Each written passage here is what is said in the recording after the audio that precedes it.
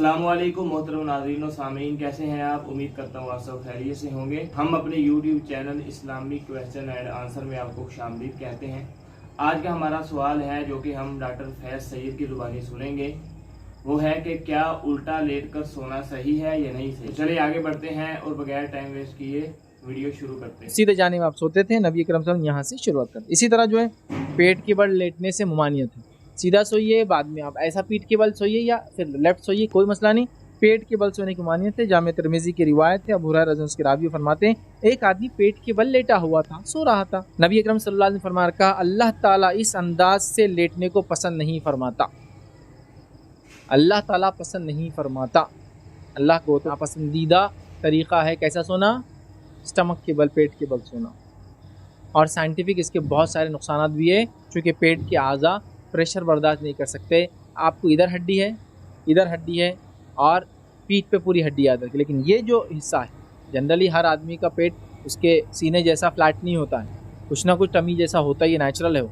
तो जाहिर सी बात है वो आज़ा उसके लिए नहीं है, तो पूरा प्रेशर सबसे मेन पेट पे जाता है। और एक रिसर्च के मुताबिक कई बच्चों की अमवात छोटे बच्चों की सिर्फ औंधा सोने से होती है, याद रखिए। एक पूरा रिसर्च है इसके ऊपर।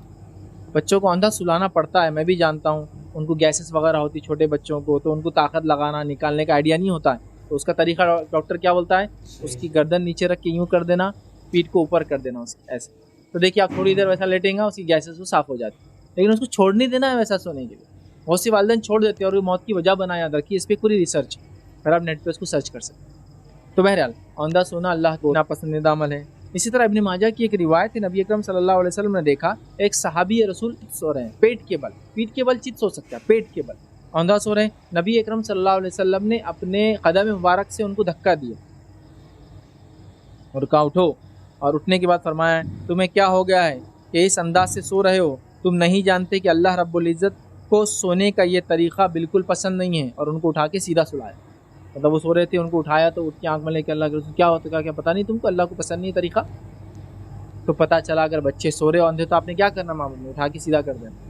नहीं उड़ गए तो एक अलग बात है, लेकिन उनको बताना और ट्रेनिंग ज़रूरी है कि पेट के बल नहीं सोना। आप चित सोइए, पीठ के बल राइट से शुरू कीजिए, फिर चित होइए, फिर लेफ्ट होइए, फिर जैसा भी। रात में तो आदमी का अंदाज़ा नहीं होता कैसा कैसा सो रहा हो, ठीक बहरहाल। लेकिन चित पेट के बल मत सोइए। बच्चों को आदत होती है तो उनको बचपन से बताइए, आदत अच्छी और सही नहीं है, याद रखिए, ठीक है। आइए, और ये जो है इब्न माजा की एक रिवायत है जिसमें नबी अकरम सल्लल्लाहु अलैहि वसल्लम ने ये बात बताई कि ये जहन्नुमियों की अलामत है कि जहन्नुमियों को पेट के बल जो है रखा जाए।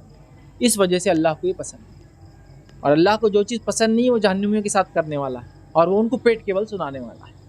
लिहाजा इंसान पेट के बल ना सुने, ठीक है। बाकी आप शुरुआत राइट से करें, फिर चित हो जाए पीठ के बल, फिर लेफ्ट जाइए, फिर जैसा आपको अच्छा लगता है आप कर सकते हैं, बट पेट के बल सोना दुरुस्त नहीं। उम्मीद करता हूँ आपको वीडियो अच्छी लगी होगी। अगर वीडियो अच्छी लगी है तो वीडियो को लाइक कर दें, चैनल को सब्सक्राइब कर दें। इजाज़त दीजिए, अगली वीडियो तक के लिए अल्लाह हाफ़िज़।